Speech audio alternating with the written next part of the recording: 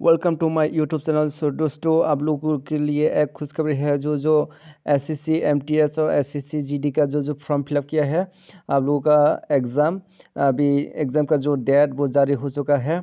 और एग्ज़ाम का जो सेल्फ स्लॉटिंग भी वो जारी हो चुका है।